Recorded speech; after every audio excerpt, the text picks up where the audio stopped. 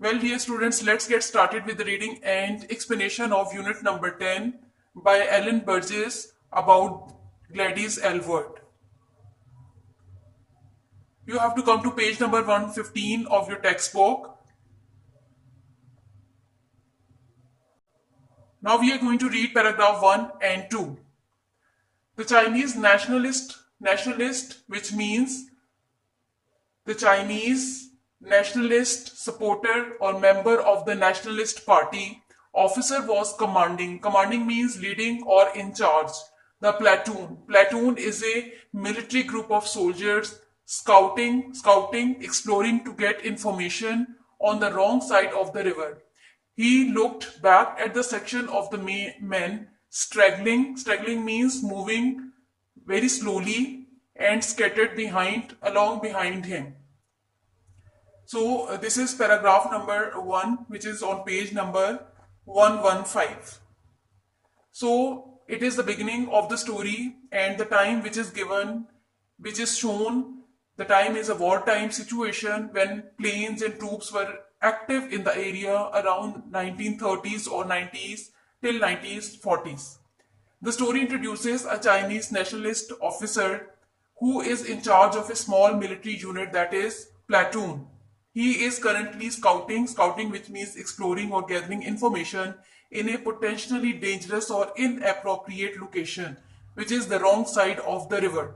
So the setting of the story, as we have read the first paragraph, we get to know the setting of the story near the Yellow River in China during Sino-Japanese War. As he moves ahead, he glances back to check on his men who are straggling, walking slowly and in a scattered way behind him. So the very first paragraph shows that, sets exposition, beginning the scene, and introduces Chinese nationalist officer and his platoon. What they are doing, they are scouting near the river. A sense of tension and vulnerability. The officer and his men are exposed and possibly in enemy territory. Paragraph number 2. His wandering thoughts suddenly jar. Jar means disturbed or shocked to a standstill. Standstill, a complete stop. A noise. An odd noise. Odd means strange. A far off, high pitched. High pitched means a sharp, shrill voice or sound. Wavering, unsteady and fluctuating and uncertain. A plane. His man thought so. He watched them rolling their eyes around the cloudless sky in an effort to locate it. There had been an unusual air activity up and down the Yellow River for the past week.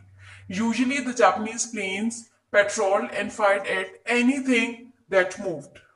So the story introduces a Chinese nationalist officer who is in charge of a small military unit, that is a platoon.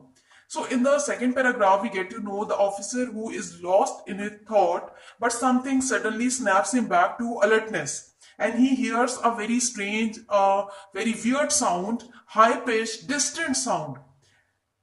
Now, this is the rising action. How the story is beginning, I have told you. Now the action rises. Something peculiar, something very strange that has happened.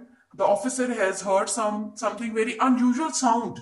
The sound is unfamiliar and eerie, possibly airplane.